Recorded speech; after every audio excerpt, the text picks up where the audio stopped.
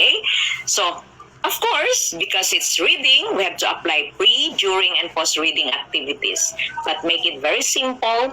Remember that it's in English. That's not their first language. So most of our students do not yet understand the language. Okay?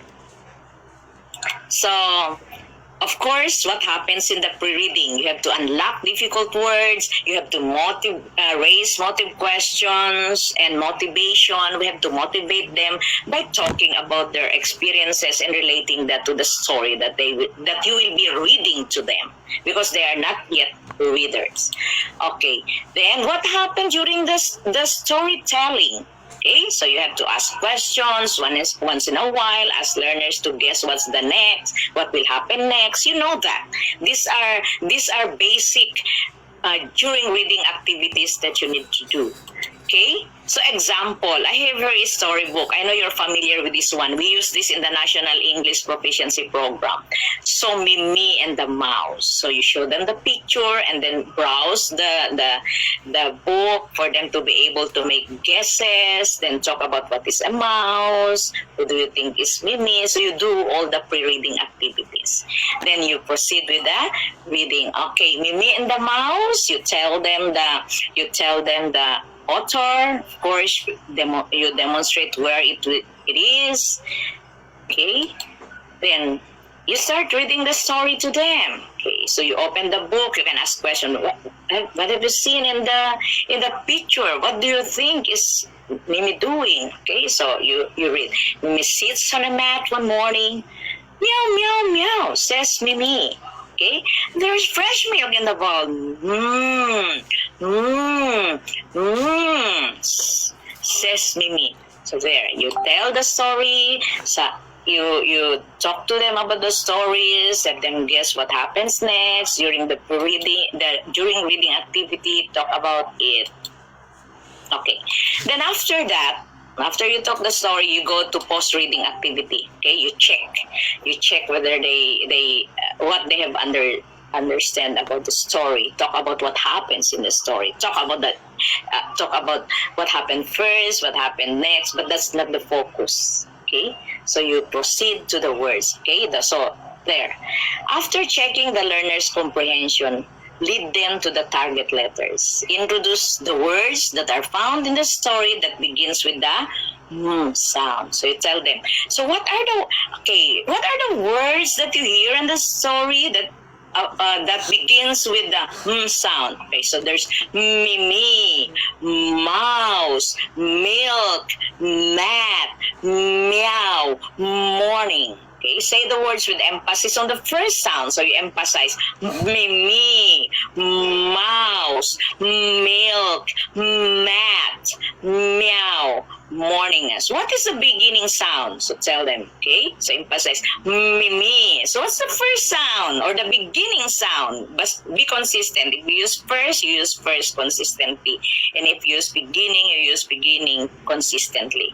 Okay, then you model, diba? Explicit teaching. Okay, so what's the beginning sound? It's Mimi. So what's the beginning sound? Okay, mouse. What's the beginning sound? Milk. Okay, so there. Then practice. Okay, so I do. Then you practice with the students. Okay, everybody says Mimi, mouse, milk, mat, meow, morning. What's the first sound? Everybody practice. Okay, let's practice. Okay, everybody. Then you can proceed with. Okay, who has a name that starts with the sound? Okay. Okay, so that's it. But if it's not possible because you don't have a story that is controlled, meaning to say, why is it controlled? Because the words that you use in that story are words that begins with a target letter. So if you don't have that book, and if you were not able to create a very simple story that is relatable to the students, so this is what you're gonna do. Okay? So you start with vocabulary. Okay, you show the picture. Okay? Then let them guess what do we call this? Sabi ng bata, the kids might say, mangga. Correct. That's mangga in Filipino. What do we call this in English? Okay, so asked. If nobody will answer, you will have to say the word. So you say mango. Okay, how about this one? What is this? You show the picture, then unlock, tell them to tell the words. Note, if they won't be able to identify the words in English, then you have to give it to them. But if they will identify it in their own language, accept it. Okay, correct. That's how we say it in Filipino. That's how we call this one in Filipino. But how do we call this in English? Can anybody tell me? Then if nobody would be able to tell it, then it's your job to tell that, because that's your role, to facilitate the learning. Okay, so you say, okay, magnet, monkey, mushroom. Okay, so with emphasis. Okay, so you emphasize that. So introduce in English, unlike the Filipino, you begin with letter M, then you can start. Next you can talk about A or A. Okay, the sound is A, but in English the short is A. Okay, so in English you need to start with a consonant first. So introduce the consonant sound. The name of the picture starts with M. Let us sound it. Okay, let us say the names of the picture. Sound at the beginning. Okay, so mango and all those. So you have to emphasize.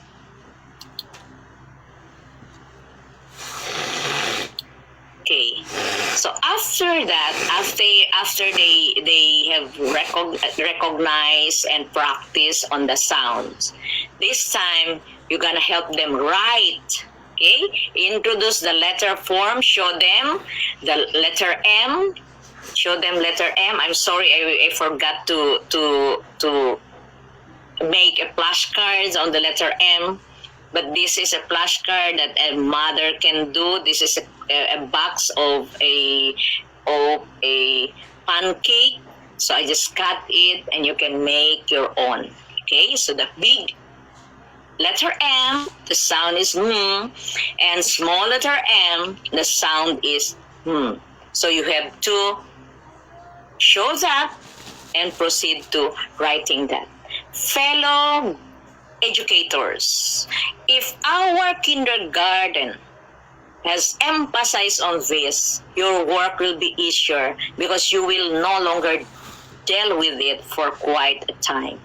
But if our students are not able to master writing it, master the sound, you really have to, because remember, our target is 75% mastery.